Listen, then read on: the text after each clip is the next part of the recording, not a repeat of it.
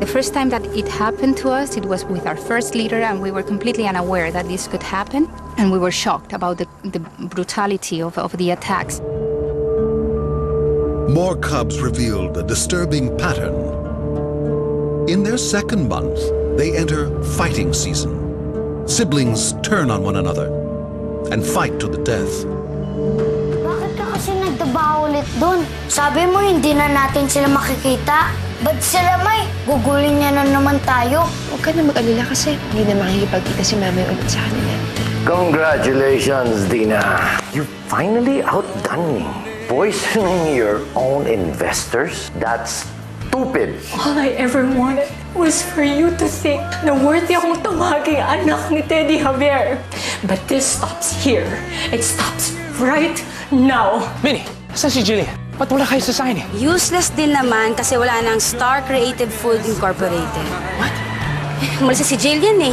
Nasaan si Jillian ngayon? I made a deal with her. Sinabi ko sa kanya, titriplihin ko ang bayad ko sa kanya para layo ang kanya. Damn me for doing that to her! Open your eyes, TJ. Wala na siya. She doesn't care about you. Nasaan po si Jillian? Wala, umalis! So pati kayo, kasali sa nangloloko sa akin? Huwag mo kong pagsalitaan ng ganyan. Dahil alam ko yung pinag-usapan nila ni Dad. At ngayon, nawawala siya. And for what? Para lang sa pera? Di totoo! Hindi totoo yan! Bakit mo inawa yung lola ko? Hindi manunoko si mamay! Alis ka na dito! Sorry, look, sana maintindihan mo. Josh, look. Lagi mo kami inaaway! Alis! Alis! Look, I promise. Hindi na ito mauulit. Inaaway mo na nga yung lola ko! Inaaway mo pa mamay ko! Susunod ka na! Anak! Huwag! Lakad na! Lakad na, anak! Anak! Tama na! Tama na, anak! Sige na! Tama na! Josh, I'm sorry. Josh. Umalis ka na nga!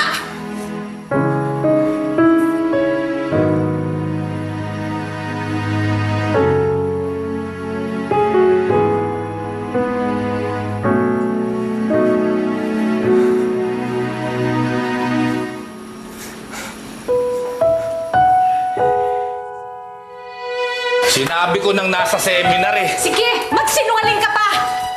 Ay, kung gusto mo, di tawagan natin sa iyo. Tumawag na si TJ doon! At sinabi niya na walang nangyayaring seminar doon sa Iloilo! Pumunta si TJ dito? Hinahanap si Jillian. At tulad ng sinabi ninyo, pinag-iitan ko na nasa Iloilo ang anak mo. Pero napahiya ako. At dahil doon, kung ano-ano na ang panlalait ang sinabi niyo sa akin! Ay, pasensya ka na, Cora. Hanggang kailan niyo ba akong gagawing uto-utohan, Nagding, ha? Ako naman. Bakit? Ano, ikaw lang ba ang magulang? Kaya sa'yo lang ipapaalam lahat ng mga plano niya? Lagi na lang ganito, Nagding, ha? Eh, sana naman maintindihan mo yung anak mo. Paano ko ba siya maiintindihan? Hindi naman niya pinapaalam kung ano nangyayari sa kanya! Pasensya na. Ina ako, Nanding. Sa tingin mo ba mapapalagay ako ngayong hindi ko alam kung nasaan lupalop ang anak mo? Cora, nasa Korea si Jillian. Ano? Now that you've seen the place, you know, when Mr. C endorsed you, we wanted you to cook for us immediately. Jillian, we would like you to create a menu for this restaurant. A fusion of Filipino-Korean cuisine. And of course, you'll be the executive chef of this restaurant and of future ventures as well. Sir, this is too much. Thank you. You deserve all of this and more. Congratulations. Congratulations. Thank you, sir. Eh, kasi naman ikaw eh. Ito yung may pinaplano si Jillian, lagi ka nalang kumukontra eh. Ano pumasok siya sa kukote ng anak mo, ha? Hindi, may inalok sa kanyang trabaho si Mr. C. Pumunta siya sa Korea para ayusin muna yung lahat bago siguro saka sila tuluyang maninirahan doon. Malaking desisyon ang gagawin niya, Nanding, ha? Yun lang ang parang naisip ng anak mo para makaiwas sa gulo. Para manahimik muna at makapagsimula mag-isa. Eh, yun naman ang gusto natin para sa anak natin, di ba? Hayaan mo na natin kay Jillian to.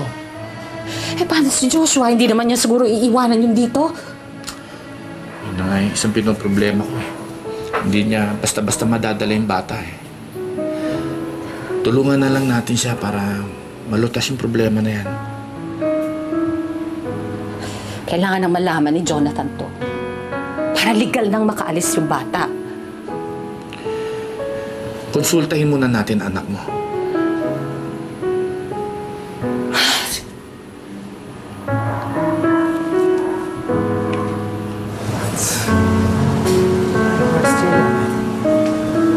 Good morning, sir. Jillian, we're having a problem. The Philippine Embassy is asking us to join the Filipino-Korean Friendship Day. Sir, that's a very good way to promote our new restaurant. Many people can try our food there. Yes, but we do not have enough time to do that, to cook for this event. I can do that, sir. You will? I'm sure many Filipinos here does food at home. Then great. Let's prepare the ingredients, Jillian.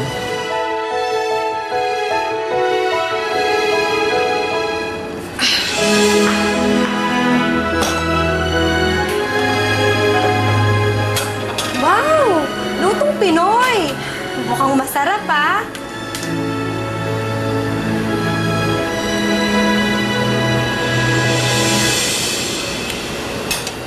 Kulang eh.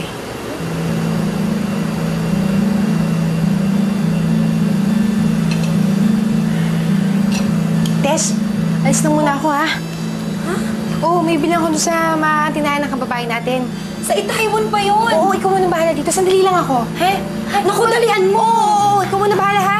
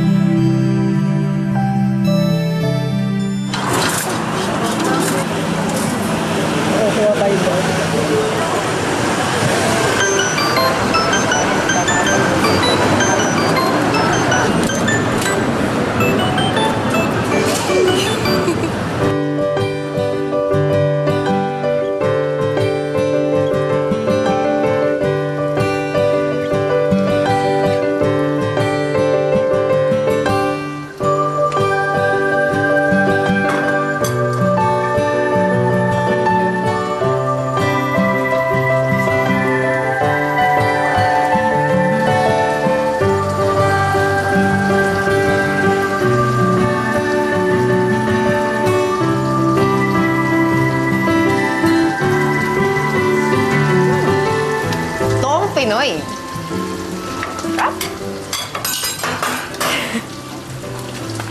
Sige po ah. It looks like they're enjoying your food. Thank you. Mr. Chan, this is your new chef? Yes, Anna, this is Jillian. Jillian, this is Anna. All from Korea. And these are her friends. Parang hindi ako nawala sa Pinas. Salamat, Jillian. Salamat. Kahit malayo tayo, kahit paano sa pagkain man lang, may labig ko kayo sa Pilipinas. Ganito yung sinigang ng nanay ko. Ganito sa ganito. Ang sarap talaga. Sige po, kain lang po kayo na kain. Masarap yung hindi po na. Tira lang dumating siya dito sa Korea. That's why we got her.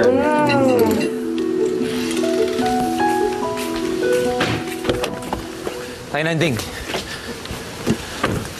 Nasaan po si Jillian? At bakit ko sasabihin sa'yo? Pagkatapos mo insultuhin yung asawa at anak ko. Tay Nanding, believe me. Kahit po ako, ayaw kong paniwalaan yun. Matapos mo ipamukha sa amin, mahirap mo nang bawiin yun. Sansya na po. Nagulat lang ako sa sinabi ng tatay ko. Na binayaran niya si Jillian para magpakalayo. Look, I don't believe that. Hindi magagawa ni Jillian yun. Abay, hindi talaga. Ilang beses na ba kami inalok ng tatay mo ng pera? Pero hindi namin tinanggap. Ngayon pa kaya? Sabihin niyo pong totoo. Saan nagpunta si Jillian? Eh kung hindi ko sabihin, maniniwala ka na sa mga sinasabi ng tatay mo. Tay Nanding, mahal ko po ang anak ninyo. At yun ang dahilan kung bakit gusto ko siyang mahanap. Kahit anong sinabi ng tatay ko, anything against her, kung totoo man o hindi, hahanapin ko pa rin siya. Dahil mahal ko siya.